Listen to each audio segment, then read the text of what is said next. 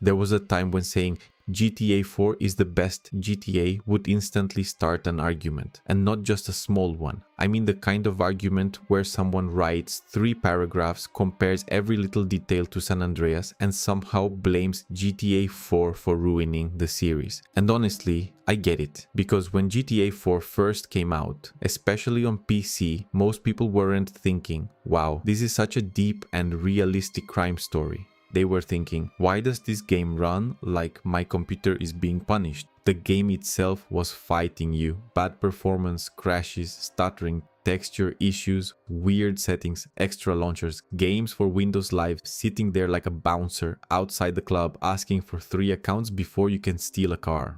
For some players, the first mission was not the Kazan's Bellic. The first mission was getting the game to run above 30 frames. And that matters because first impressions can ruin a game's reputation for years. But the technical problems were only part of the hate. The bigger issue was expectation. Before GTA 4, Rockstar had released San Andreas, and San Andreas was absurd in the best way possible. It gave players a huge map, 3 cities, countryside, planes, gyms, casinos, gang wars, house robberies, ridiculous missions, and yes, the holy jetpack. San Andreas felt like a game made by people who never said that's too much. So when the next GTA was announced for the new console generation, people expected the same idea, just bigger and prettier. They expected the ultimate crime playground.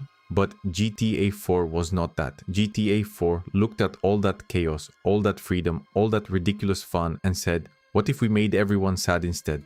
And that is where the shock came from. Players went from CJ stealing military equipment and flying across the desert to Niko Bellic standing in the rain, questioning his life choices, while Roman calls him for bowling like Liberty City is not actively collapsing around them. And don't get me wrong, Roman is iconic. But that phone was a menace. You would finish a shootout, barely survive, steal a car, finally breathe for 2 seconds, and then suddenly... Cousin, it is your cousin. Let us go drinking. Roman, my brother, I have 3 stars, no armor, and emotional trauma. But the friend system was only one piece of it. The whole game felt slower, heavier, more serious. The driving was probably one of the biggest complaints. In San Andreas, cars turned like they were made of cardboard and dreams. You could hit a corner at full speed and somehow the car would agree with you. In GTA 4, the car had opinions. You turned left and the car said, "Are you sure about that?" Every vehicle had weight, every crash had impact. Every turn needed timing, and for some players that felt realistic. For others, it felt like trying to drive a couch down a wet staircase. But again, that was not an accident. GTA 4 was built around weight. Even Niko's walk felt like he had bills, regrets, and a cousin that wouldn't stop calling him in the worst possible moment. Liberty City was not designed to be a vacation. It was cold, grey, crowded, loud, miserable. And that made some people ask, where is the fun? Because compared to San Andreas, GTA 4 removed a lot. No planes, no countryside, no gym, less madness. And then there was customization. In San Andreas, CJ became whoever you wanted. Gym addict, tattoo collector, walking pimp, complete fashion disaster. Niko, grey jacket, brown jacket, slightly darker grey jacket, Eastern European Fashion Week. Rockstar wanted Niko to stay Niko, not your avatar, and that hurt because San Andreas gave players freedom in every direction. GTA 4 gave players a city that felt real, but sometimes reality is just traffic and disappointment. Even the missions were different. San Andreas had you doing wild things every few minutes. GTA 4 often kept things grounded.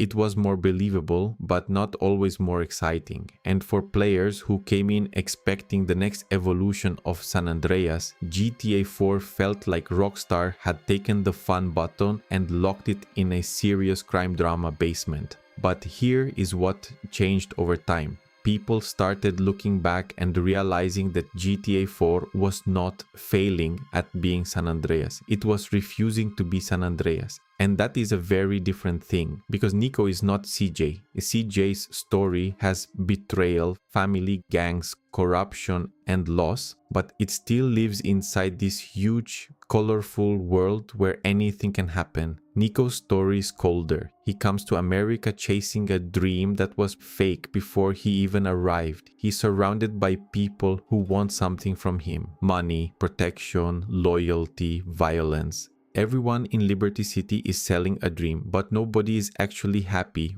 Roman sells the dream of success. Vlad sells power. Dimitri sells trust. Playboy X sells ambition. And Nico keeps trying to escape his past while constantly being dragged into new versions of it. That is why the game feels so different. It is not asking how much fun can crime be. It is asking what does crime do to a person.